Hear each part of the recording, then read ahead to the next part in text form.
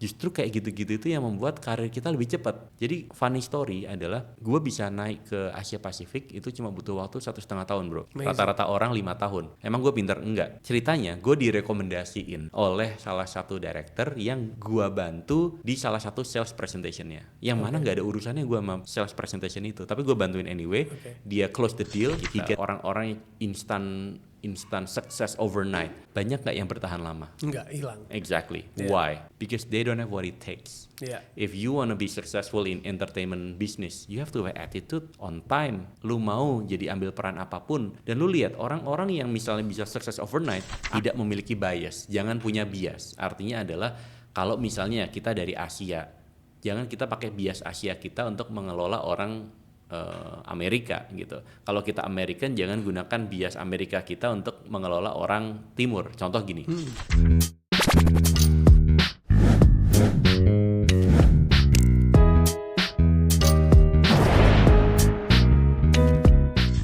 Terus tantangan yang terberat dari growth lo ya, dari lo baru join dari Indonesia, terus lo sampai meniti karir lo sampai jadi leader di Asia Pacific, sampai lagi mencapai leader worldwide.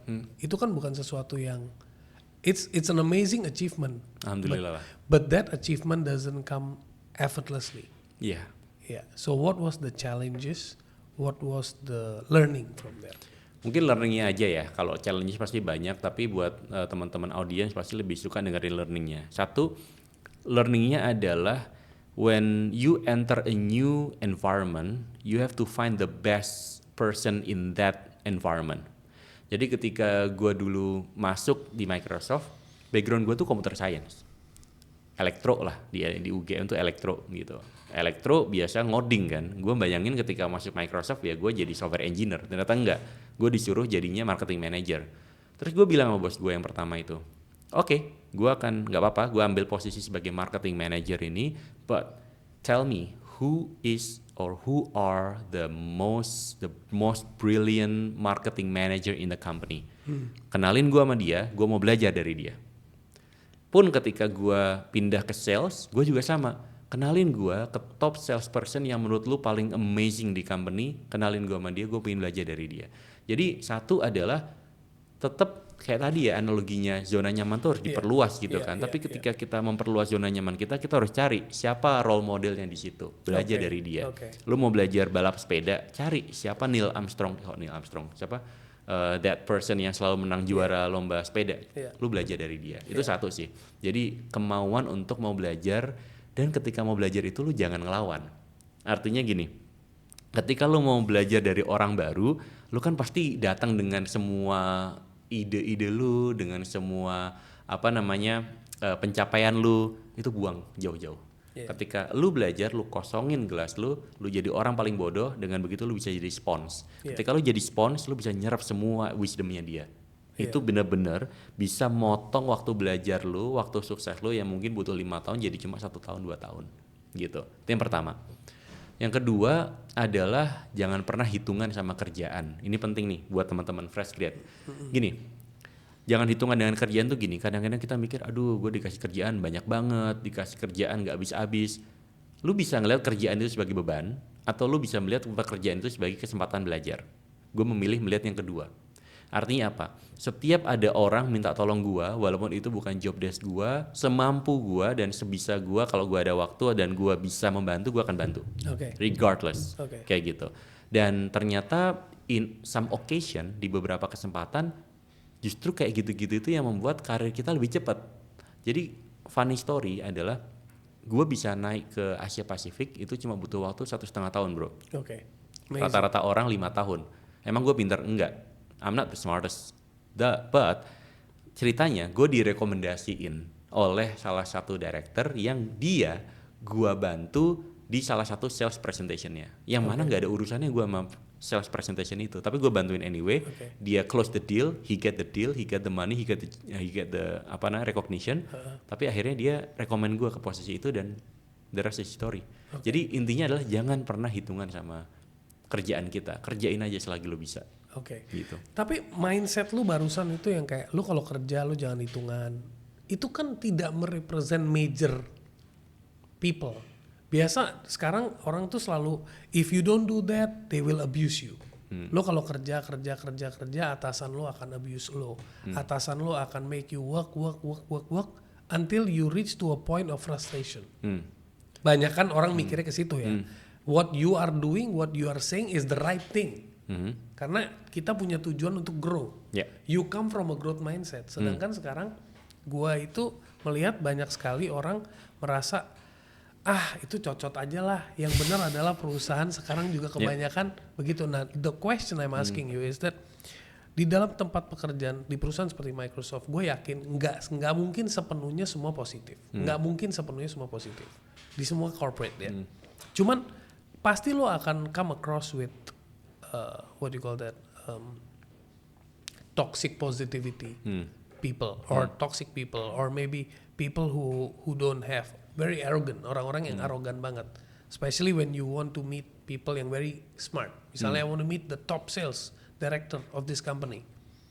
Bisa jadi dia arogan, bisa jadi dia nggak anggap lu. How do you deal with that? Ya, mungkin balik lagi tadi ya yang ketika kita nggak hitungan, sebelum gue jawab pertanyaan lo tadi, ketika kita nggak hitungan kita takut kita di abuse gitu.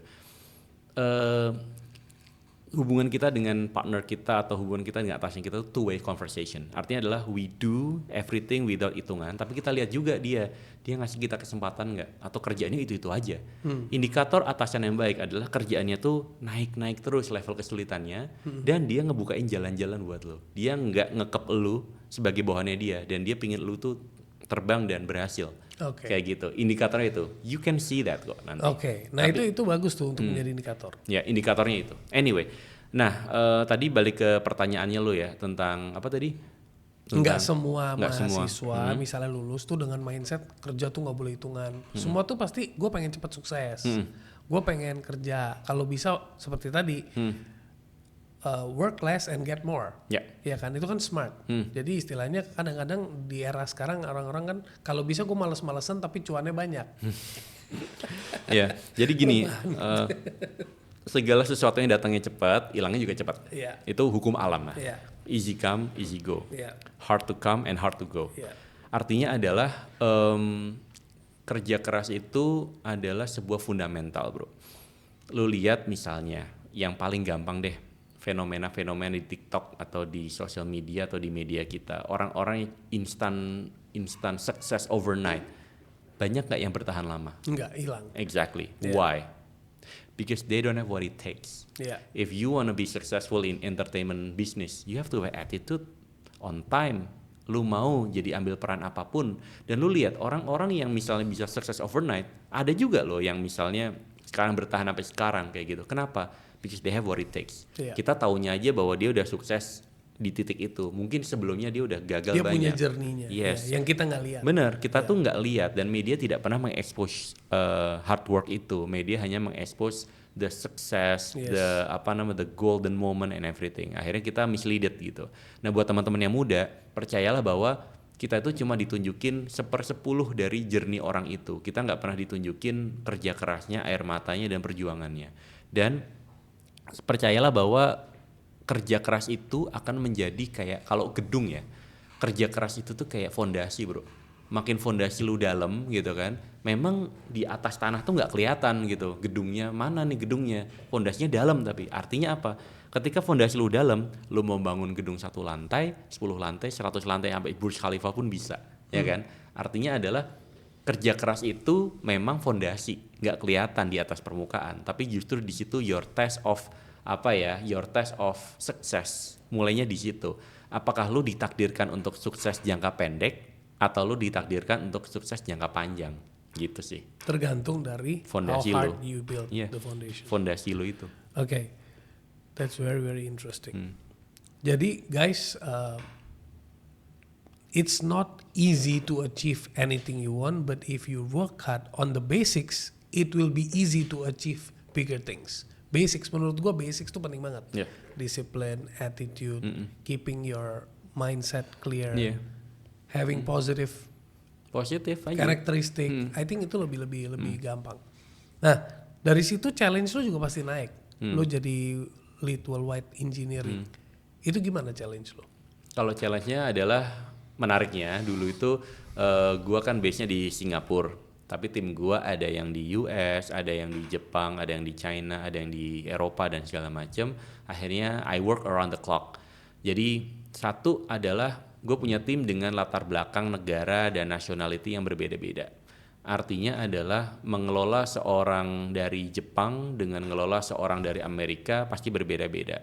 Tapi yang kita diajarkan waktu itu di Microsoft adalah tentang tidak memiliki bias, jangan punya bias. Artinya adalah kalau misalnya kita dari Asia, jangan kita pakai bias Asia kita untuk mengelola orang Amerika gitu. Kalau kita American, jangan gunakan bias Amerika kita untuk mengelola orang Timur. Contoh gini, orang Amerika kan very very confident, outspoken. Kalau lu suka lu ngomong, nggak suka lu nggak ngomong. Tapi orang Asia kan nggak bisa digituin kan. Iya. Ketika di meeting, orang Amerika kan bilang, anybody have a suggestion? Ketika nggak ada yang ngomong, maka dia asumsi, oke, everybody clear. Iya. Itu namanya bias. Iya. Nah, yang kita diajarkan adalah kita harus empathetical. Artinya ketika kita orang Amerika dan tim kita ada yang orang Asia gitu, kita mungkin ada yang mau ngasih masukan, nggak ada yang ngomong, mungkin mereka punya ide, tetapi mereka nggak berani ngomong. Nah, yang kita dikasih tahu adalah di luar meeting kita ajakin ngobrol tuh orang, lo ada masukan nggak buat meeting tadi? Oh ada, gini, itu catat gitu. Jadi kita diajarin buat mempelajari sudut pandang orang lain, being in other people's shoes, itu satu. Challenge yang kedua sih adalah terkait, semua bukan challenge ya, tapi kesempatan belajar. Di situ gue bisa benar-benar mempelajari karakteristik market yang berbeda-beda. Gue paham marketnya Indonesia itu gimana karakteristiknya, siklusnya gimana. Gue paham marketnya India itu gimana, how to conquer Indian market. Gue paham juga how to do business in China. Gimana kita doing business in China itu berbeda banget bro.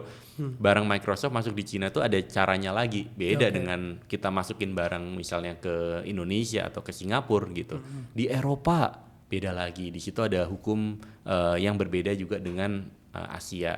Artinya adalah sebagai perusahaan global, sebagai tim global, gue harus bisa beradaptasi dengan 180 negara lebih di mana kita beroperasi. Tapi kita barangnya satu. Nah di situ sih challenge-nya. Jadi misalnya contoh, waktu dulu privacy itu di Eropa tuh ada namanya GDPR. Sekarang udah dipakai di mana-mana, diadopsi di mana-mana. GDPR tuh intinya aturan untuk meregulasi tentang keamanan data dan privasi data. Semua produk yang dijual ke Eropa harus comply sama itu. Waktu itu di Asia belum tuh ada belum digalakan. Nah akhirnya gimana nih caranya? Karena kita tim engineering kan. Artinya berarti produk ini untuk kesana dari sisi server harus begini gitu. Penyesuaiannya banyak banget gitu. Dan selain itu dari sisi people-nya? Kalau dari sisi people sih ya orang masuk Microsoft sih udah cukup terseleksi ya. Jadi tapi lu pernah nggak ngelewatin di mana lu pas lagi mimpin, lu dari muka Asia terus ada muka Barat yang misalnya kayak underestimate lah. Udahlah.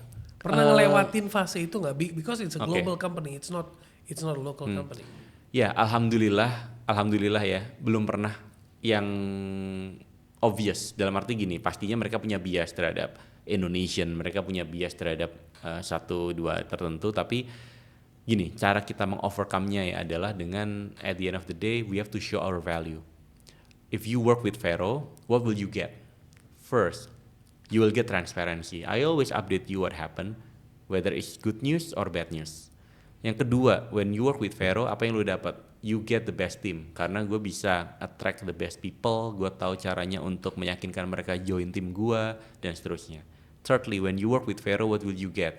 You will get assurance of the target. Lu kasih target gue 100, gue akan achieve 101 atau 102. Gue gak pengen achieve cuma 100.